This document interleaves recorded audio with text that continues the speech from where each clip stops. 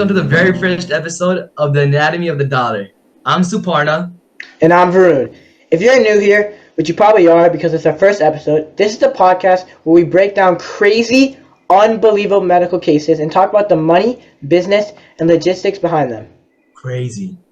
Yeah, a lot of people hear about big surgeries on the news and on social media, but no one really explains on what goes inside the operating room or how hospitals even make those things happen financially. Exactly. Like, who's paying for it? Who's organizing it? And how do hospitals even afford 20-hour surgeries? That's what we're here to unpack.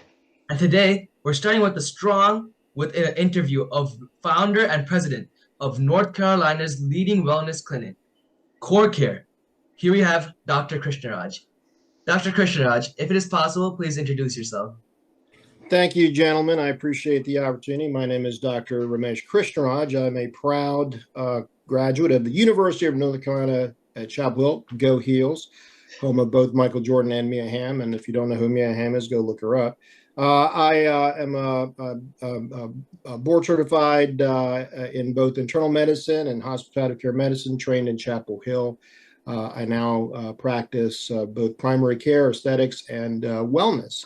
And one of our leading mottos and our founding principle is wellness for life. And I hope we can talk about how people, have just started to settle for not being sick instead of striving to be well. And there's a difference. And then I know we're going to talk about who pays for it all. And I'll just give you a little heads up. It's everybody. And it's crazy where that money goes. But I appreciate the opportunity, gentlemen, and look forward to our chat.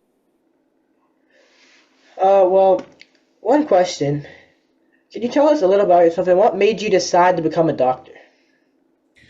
Well, I mean, for a lot of folks, it's a calling. I come from a family of physicians. My dad's a retired psychiatrist. I have a younger brother as well, and who's a radiologist and department chair at the University of Virginia, interventional radiologist. I have cousins that are physicians. I had an uncle who's a physician, but basically, I think, it wasn't really much about wanting to be a doctor as it was about being able to be of service. I really saw my dad being able to be of service to his community. He was a physician in a small rural village clinic in India where he, was basically the only doctor around. And talk about getting paid. He got paid in local produce and fish. And so, being able to affect people's lives is a privilege. And so I was really drawn to becoming a physician because of the privilege of being able to serve others. And that was my motivating factor. Plus, I went to Carolina and, it was, we had a good school and hey, why not? Okay. Smarna, you have a question? Yeah, I mean, I think it's really cool that your dad used to be the only village doctor, in your village. That's wild even to think about it. And he didn't even get paid in cash; he got paid in fish. That's crazy. So my question is that was it a specific moment in your life in which you realized that you wanted to work in medicine, that big, you had a dream or something, some fairy tale stuff, Disney stuff, or was it just a over time longing to help people? Well, I wouldn't say there was, some light bulb moment, burning bush type moment, but certainly, I had a summer trip when I was right before my senior year of high school, where I was able to work in a mobile health clinic unit for the World Health Organization. My aunt at that time was the Secretary of State for government health services, for social services, and so I was able to go out and I saw. I saw an opportunity where we were able to save the lives of children, children that as young as 5 years old that were dying because they didn't have access to clean water. And that was a simple thing that, we're able to go in, provide immunizations, a vaccine, a simple, $1 course of antibiotics, and we saved lives. I was able to hold, children, I had a 3-year-old that, was near death, and I was able to go in. And within a matter of an hour, be able to provide antibiotics, IV fluids, access to clean water. Was able to go back 6 weeks later and see that same child playing, that was literally died in my arms. So those type of things, really, impressed upon me the fact that, yeah, why does healthcare cost so much? And, we're all these things, and, for less than $1 I was able to save a life. And really, that's what really sparked my, passion for being able to understand that, hey, I can make an impact on the lives of others. And so,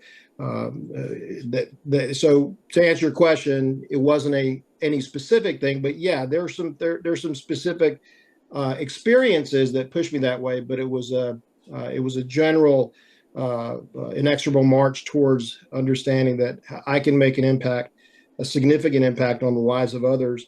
And even Gandhi had a saying that when you find yourself lost, you can go find yourself again by losing yourself in the service of others. And that was very inspirational to me, and that's what I've been able to do, and I've been blessed to be able to do that so far. Mm. So, very inspirational. You became a doctor to help people. That's a story to tell.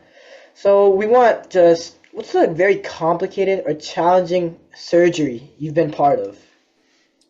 Well, I think back to a 15-hour three-step surgery that I was a third year medical student doing my very first surgical rotation. And back then, as surgical students, we were in charge of going around in the morning and getting everybody's lab work, and then they would post the surgical schedule. The chief resident would come through. We go into the hospital around 3:30 in the morning. We'd wake up the patients, get their lab work. By 5 a.m., we were ready to get the round started at 6 o'clock. 6 a.m., the chief resident would come by. Then we find out what room we were going to. And then I got assigned to a room for a surgery called a total abdominal colectomy with ilioanastomosal pull through.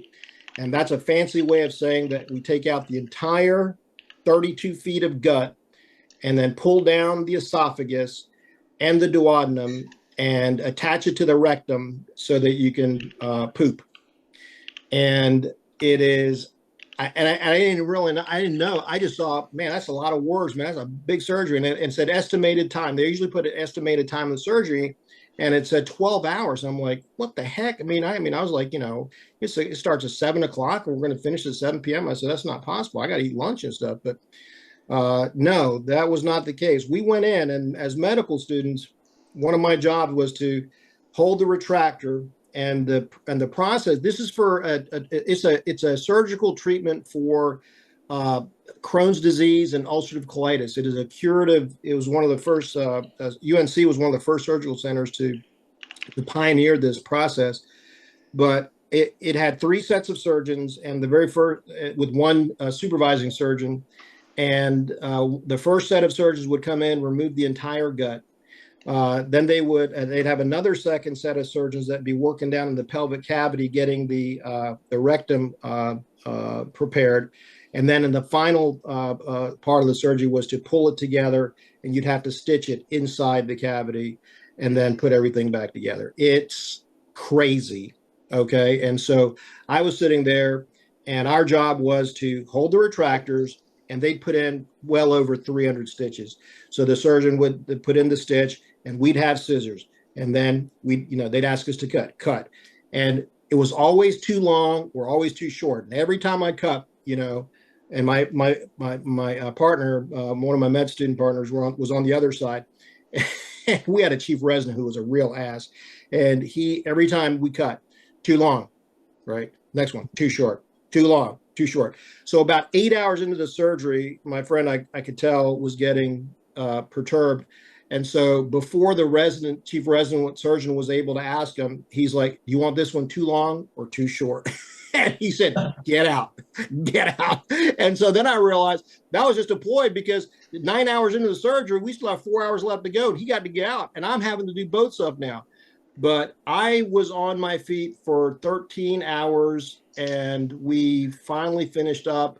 We started the surgery at 7 in the morning. We finished around 9:30 p.m. that night. And talk about a crazy surgery, but it helped this person. I mean, they'd suffered with ulcerative colitis and bad symptoms for years and years and years. But it's amazing what they can do. But hey, listen, the anesthesiologist, they had to come in, do tag team. They used to people came in and out, but that surgeon that was there, he supervised that surgery for almost 14 hours. And so that was the craziest surgery. The longest one. The other one would be the one where the guy got his arm cut off in a hog farm accident. And then we had to fish it out of a big pool vat of hog poop and reattach it. If you want to hear about that, I can tell you that one too. Yes, please. So, all right. So now, I went from my trauma, from my GI surgery service to trauma surgery. I'm like, all right, trauma surgery, it's going to be better, more fast paced, gunshot wounds, et cetera. So, it's going in and actually it was Memorial Day weekend, almost 30 years ago. And I just got into I was now a 4th-year student. I got my, stuff. I'm big shot and I'm, doing my surgical rotation. And we get a call saying that there was a traumatic amputation. That's just means that, someone's lost a limb. So here in Eastern North Carolina, we have lots of hog. We have big hog farms, and these hog farms, they drain all of their hog waste into these big ponds, and they would have these big motors that would continuously, with big blades that would pull this stuff out and keep the sewer pipes clean. Well, one of the blades got stuck, and this young guy that was working there took a stick and he kept sticking it in the blades because it was stuck. And he stuck his hand in there, and as soon as the blade started going again, it sucked his hand in and cut his arm off from about here all the way down. And, his arm was gone. And then one of his guys that was there took a hook, a meat hook, and fished out his arm from the pile, from the vat of hog crap, sprayed it off, put it in a bag of ice, and he was airlifted by helicopter to Chapel Hill. So then we were called in because they were going to try to reattach his arm. So my job as the medical student, the senior medical student, I had to clean the arm. I had to get it ready for reattachment. Okay. And so that means I was there in the side of the room, and I had to meticulously go through, first you clean off all the crap. Then I'd have to try to trim the edges of the arm. And that took about 3 hours. And then they brought in the hand and the arm specialist, and then he spent another 14 hours underneath. And they did microvascular surgery, right? So he would look through his earpiece and work putting tiny things, and they finally got the arm put back on. Everything was going fine. The kid was told to, keep it clean, everything, whatever. He got discharged, went home, got drunk. His stitches came out, got infected, ended up losing the arm after all that. That's crazy. That's a true story, though. That was probably a $150,000 operation that, kid just literally he chucked it in the, crap basket. Ooh, that's a lot of money for a waste of an arm. Yeah. So, these big operations, it's like a part of every doctor's career. Like to the point, the big gastrointestinal surgery, a 15-hour surgery, the amputation. And so how do they mentally prepare for these type of big surgeries, where one wrong move could end somebody's life? Well, I mean, I'm not a practicing surgeon, but of course, have been involved in, peripherally. But I know the mentality of surgeons, and in general, they don't go into it thinking that way. They're very meticulous, and you're just going in. It's like, it's like when you're putting together an assembly kit or something. You're not really focused on the pressure of, oh, am I going to do right? It's just repetition. You do it over and over and over again. So you just kind of, methodically go through, and you do, that confidence comes from knowing that you've done it before. You're having, you see one, you teach one, then you do one. And but good surgeons and like good physicians, that's why they call it the practice of medicine, because you're continuously practicing, getting better. But there's no fear involved, because when you prepare, there is no fear, and that's why we have one of the highest success rates of surgeries in the world here in the United States. Do you have any personal financial problems with the medical field? Have you known anybody who's undergone something that costs a lot of money, or do you know any big stories that cost like a lot of money? I know the arm amputation costs $150,000 for him to just lose his arm. But do you know any big $1 million stories? Well, I think it's helpful to I think for your viewers and for people in general, I don't think folks understand how money is spent in healthcare. So let me give you a brief overview. I also have a master's degree in health policy administration, so I understand the business of medicine. I know how every single penny of every single dollar in healthcare is spent. And if you do the autopsy of the anatomy of your dollar, people will be shocked how this money goes. And I'll give you an example. So my own father had a brain tumor, and this was discovered incidentally when he had another illness. So my brother and I, as physicians, we researched and it was fortunately it was a benign tumor, which meant that it could be removed. But it's still the size of an orange. It's sitting here right on top of his head. So the surgery that was planned was a 2-hour procedure to be able to take about, they go in through a hole called a craniotomy in the skull. They'd go in, scoop out about half, and they'd go back in, and then about a month later, they would irradiate it with gamma knife, like gamma. So, it's still an expensive procedure, but we thought, this is, it's life saving. We can get it done.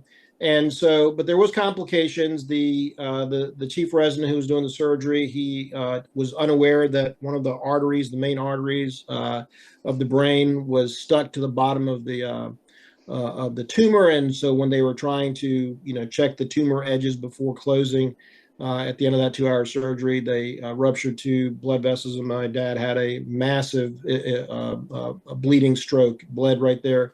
The skill of the surgeon was able to save his life, but he ended up being in the intensive care unit for almost 2 months in a coma, another 3 months of physical therapy, another 6 months.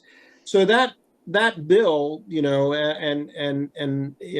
ended up being right at a little over $2 million, $2.25 million. The the ICU was $6,000 a day. That was 180 grand. For 4 months, that was almost $700,000 right there. A 30-minute gamma knife procedure that he had, was $225,000. So, but he had good insurance. But what happening was that at the time he was still working. Although he was 77 years old, he was still working full time. But he had to. I retired him. I went ahead and put him into retirement, just as the insurance was switching from his primary insurance to his retirement insurance. And so what ended up happening was the insurance company, the state insurance said, hey, you know what? He's got Medicare now that he's retired. Medicare should pay it. And this happened right at the end of October, and the insurance was changing in November, right? That's the enrollment period. And so I didn't have time to get him re-enrolled because, I was at the hospital trying to, take care of him. So about, 3 months later, we started getting bills because, the Medicare was saying the state employees should pay for it. And the state employees were saying Medicare should pay for it. And even though he had 2 insurances that should have paid for all of it, we kept getting the bills. And he didn't know about it, but it went on for a year and a half. It went into collections. His credit was ruined. And I finally just, I called up the CEO of the hospital and said, if I have to come down there and beat your ass in person, I will, because this is ridiculous. And I laid out everything. And finally they did. And they paid almost, the insurance finally kicked in and paid $2,168,000. Our portion of the bill was $22,000. But my point being, if it wasn't me, right? I was in the system. I was a doctor and brother's doctor, and I was able to advocate and get it done. You know what happens with everybody else? They go bankrupt. Medical debt is the number one reason for personal bankruptcy.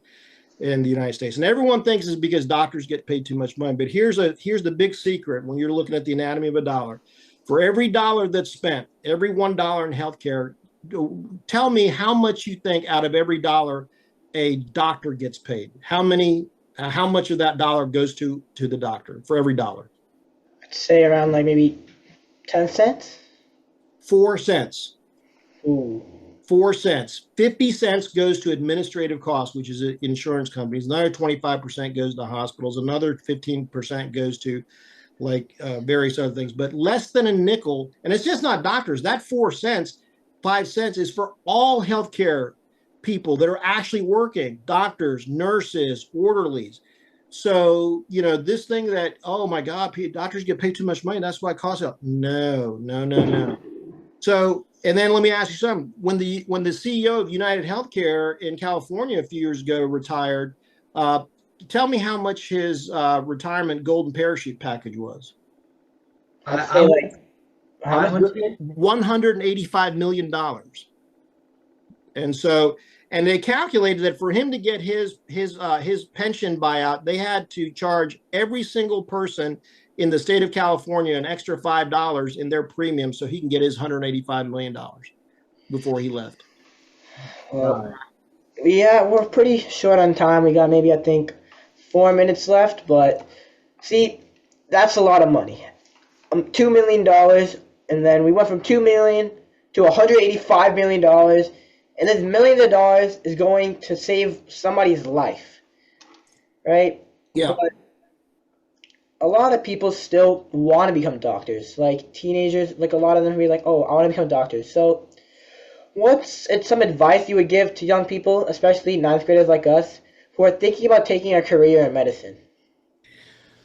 Well, what I would suggest is to follow your passions. That my advice that my own dad told me was like, listen, you may not find something that you absolutely love to do in this world, but don't do something you hate doing just because you think you're going to make money, because you're going to be miserable. So, my whole point is that I never went into medicine because I thought, oh, I'm going to make money. If I wanted to make money, I would have done something else. But my advice would be to, make sure that you're doing it for the right reasons, that you have passion for it, because it's not easy and it's a long road.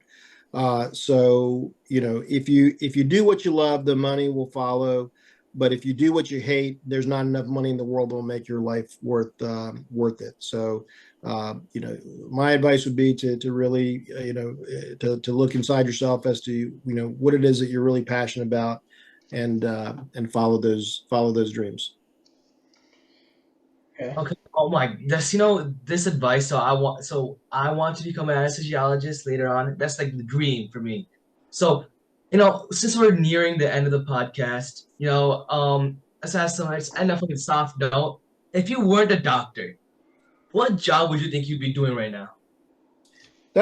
Listen, I don't define myself as a doctor. What I'm doing right now is as a wellness consultant, as a wellness physician, is that I like to be a cheerleader for other people. So, wherever I could be able to help others live their best life would be what I would love to do. Because at the end of the day, everyone can be the MVP of their own lives, right? You can find meaning, you can find value, you can find purpose. So if every day that I go to work that I enjoy what I do, then it's not even a job. It's not even working. But if I'm having to go somewhere and do something that I just absolutely hate, I wouldn't want to do that. So if I wasn't being a doctor, I would find something where I would be able to affect people's lives in a positive way, to help people live their best life, because it's only by helping others that we truly help ourselves. Thank you. To end, finally, conclude, what's one lesson from the operating room that you've used in your regular and everyday life? Don't cut the sutures too short, and don't cut them too long, and always wash your hands. Okay. Okay, well, thank you, Dr. Krishnaraj, for being on the Anatomy of the Dollar, and we hope to see you soon next time. Appreciate you guys. Yeah, good luck to you guys.